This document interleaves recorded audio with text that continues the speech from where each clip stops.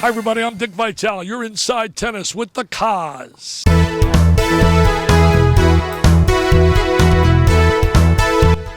Recently, the ITA, the Intercollegiate Tennis Association, announced its 2015 Meritorious Service Award recipient and its 2014-15 Wilson ITA Coaches of the Year.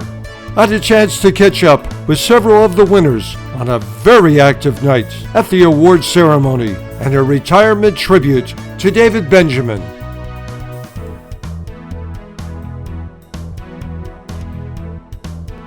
So to be chosen by your peers, it means a lot.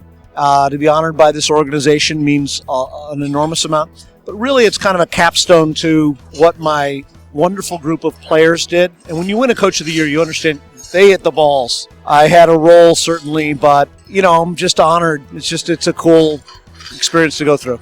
Well, it's a great opportunity to work with kids. That's the number one thing. And to see them develop as people, to move through life, to learn lessons through the sport of tennis that can make them better people and to serve others. It's a vehicle to teach, and it's one that I love. And the kids who I've been blessed to have in my program, I think, have hopefully taken some of the lessons they've learned from tennis, from the experiences they've had at our university throughout the rest of their life.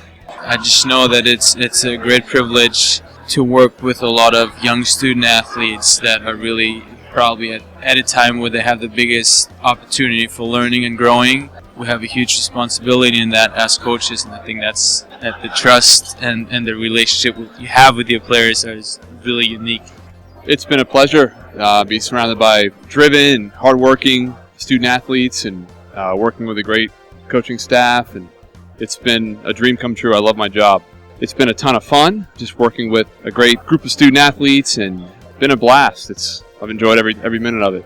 It means everything. Been doing this since 1998. Yeah, it means a lot. I mean, Georgia Gwinnett, I've had the opportunity to be at a lot of places, and to have an opportunity to start a program, which is what we've done at Georgia Gwinnett in 2012, and to win this award, we're only 3 years in, and to have a couple national titles and to take this home is huge. And coaching, you're also learning a great deal. I believe it's the best possible job in the tennis industry to be able to coach in college, and you can make a big impact. As an alumni of TCU, it means a lot. It's got a special meaning. I've always said that I wanted to do everything I could to bring back TCU where it was when I was a player. David, you coached Princeton for 26 years. You guided the Intercollegiate Tennis Association for 3.5 decades. You were a professor of English and history at Princeton, at Harvard. You are a college man.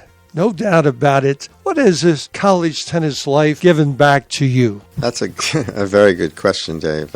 It's been most of my life. I've always seen the role of coaching college tennis as very similar to teaching courses in that you're an educator. I had to make a difficult decision in the 1970s, when I came to Princeton. I was just finishing my doctoral degree from Harvard in American Studies, had taught at Harvard, gave a couple courses at Princeton, began to coach the Princeton tennis team and actually the Princeton squash team, the men's tennis and men's squash team. And I enjoyed teaching academically a lot and enjoyed coaching a great deal, but it became clear fairly quickly that it was very difficult to do both well, and I would need to decide which I would choose in terms of full-time profession. I decided to continue coaching because I felt that it provided a greater opportunity to really work closely with students and both have a role educationally, but not only working on their tennis games and their mental process and how they approach a point in a match and how they prepare and try to improve as players, but also having a chance to talk about politics, about history, about many things that have much greater chance to really get to know the players well, to try to be helpful as they not only improve their tennis, but just going through a very, very critical part of their life. the athletic director in 1974, whose name was Royce Flippin, asked me, since I was finishing my doctoral degree, what my long-term plans were, and I said I was interested in coaching for a year or two, but would probably go into more purely academic career as a professor or related to teaching academically. And so I did envision spending a good deal of time on college campus, but probably,